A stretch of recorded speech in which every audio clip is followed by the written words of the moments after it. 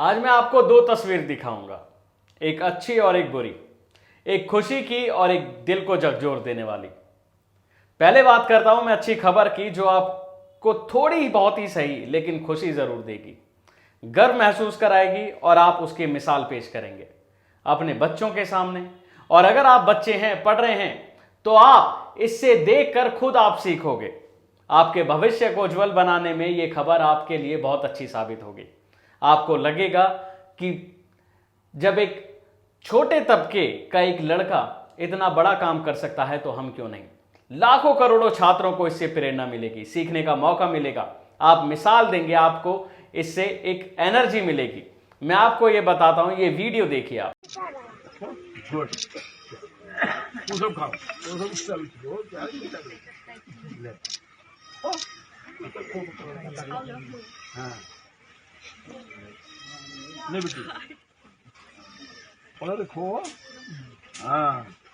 ये देख रहे हैं आप, ये साइड में नेता एक बच्चे को मिठाई खिलाते हुए, ये कोई वोट मांगने नहीं आए, कोई प्रचार करने नहीं आए, बल्कि इस बच्चे को बधाइयां देने आए हैं। इस बच्चे को बधाइयों का तांता लगा हुआ है। क्यों? आखिर क्या क्या इस बच्चे ने, क्या कोई चुनाव लड़ रहे हैं या कोई अच्छा काम कर दिया है, गांव में सड़क बनवा दी है, गांव में बैनर तलवा दिए हैं, बच्चों को पढ़ा दिया है, क्या करा है?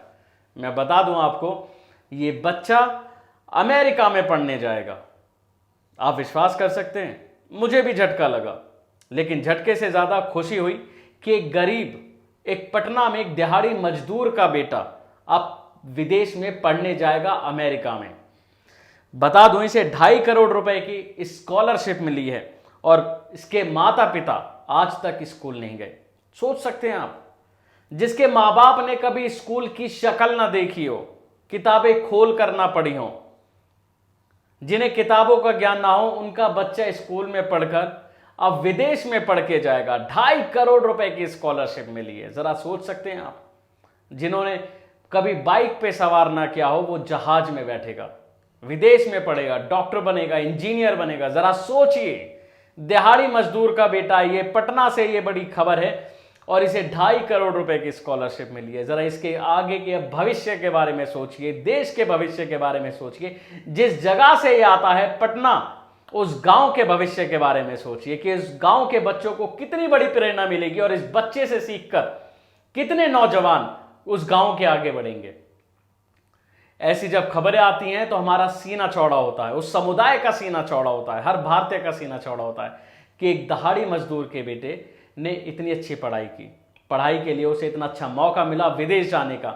इनकी आने वाली नस्लें सुधर जाएंगी और इससे प्रेरणा जो लेगा, जो गांव के हो या देश के हो, वो सभी कुछ ना कुछ बनेंगे। हमारे देश में जरूरत है आज ऐसे सहारों की कि ऐसे हर जरूरतमंद को सहारा मिले। हर जरूरतमंद को ऐसे सहारे की जरूरत है जो अपना भविष्य उज्जवल करे। अब ये बच्चा पढ़ेगा, लिखेगा, अपने आने वाली 7 पुश्तों को, अपनी नस्लों को सुधार देगा, अपने भाई बहनों को, पिता माँ बाप की स्थिति सुधर जाएगी, गांवों में विकास होगा। जाहिर सी बात है, जब गांव का लड़का निकलेगा तो गांव के समाज के बारे में भी सोचेगा। तो वहीं दूसरी तस्वीर में आपको दिखाता हूं, ये वीडियो देखिए। ये वीडियो देखा आपने? ये हमारे देश के पढ़े लिखे नौजवान हैं, पढ़े लिखे युवा हैं, हमारे देश के, हमारे देश का भविष्य हैं, जो सड़कों पर भटक रहे हैं।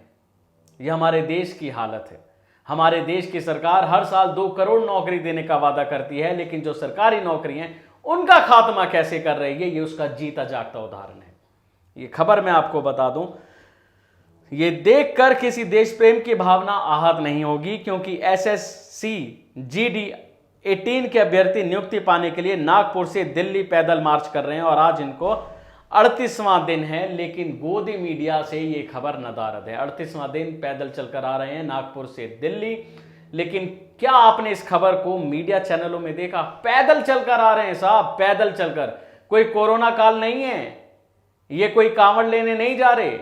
तस्वीरें देखिए, पैदल चलकर आ रहे हैं नागपुर से दिल्ली, महाराष्ट्र के नागपुर से दिल्ली। सोच सकते हैं आप, एसएससी जीडी के ये अभ्यर्थी हैं, परीक्षा दे दी है, नियुक्ति पाने के लिए दर दर भटक रहे हैं।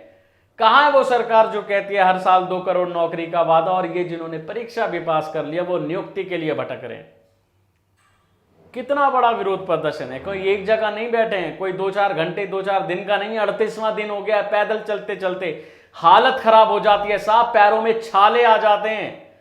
कड़ी बरसात हो या कड़ी धूप हो, चलना मुश्किल हो जाता है, दूभर हो जाता है, हालत खराब हो जाती है, पसीने छूट जाते हैं।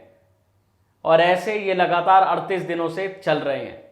जरा सोच सकते हैं। और सरकार ने आज इनकी कभी सुध ली है? ये हमारे देश की सरकार है, हमारे देश की मीडिया जो सबसे तेज सबसे आगे बताती है। सब पैदल चलते हुए आ गए ये नागपुर से दिल्ली, 38वां दिन है और मीडिया को कानो कान खबर नहीं है, या फिर वो दिखाना नहीं चाहती। ये हमारे देश की हालत है। जरा सोचिए कितने बड़ी संख्या में ये लोग हैं और अपना विरोध प्रदर्शन कर रहे हैं, सरकार से मांग कर रहे हैं, नियुक्ति पाने के लिए भटक रहे हैं, पैदल तक आ गए हैं। लेकिन आपने खबर नहीं देखी होगी गिने चुने चैनलों के अलावा। मैंने आपको दोनों तस्वीर दिखाई, एक अच्छी और एक बुरी, एक दिल को खुश कर देने वाली और दूसरी दिल को झकझोर देने वाली। फैसला आपको करना है कि हमारे भारत की तस्वीर कौन सी है, कौन सी आप सही मानते हैं, कौन सी, किस तस्वीर के आप साथ हैं, किस तस्वीर को आप आगे बढ़ाना चाहते हैं। क्या ऐसे दिहाड़ी मजदूर के बेटे की तस्वीर को आप आगे बढ़ाना चाहते हैं कि ऐसे तमाम लोग, तमाम युवा, तमाम छात्र ऐसे ही आगे निकलें, या फिर आप ऐसी तस्वीरों को आगे बढ़ाना चाहते हैं जैसे कि आज ये निकले, कल को डॉक्टर निकले, कल को इंजीनियर निकले और सब सरकार से नौकरी मांगे।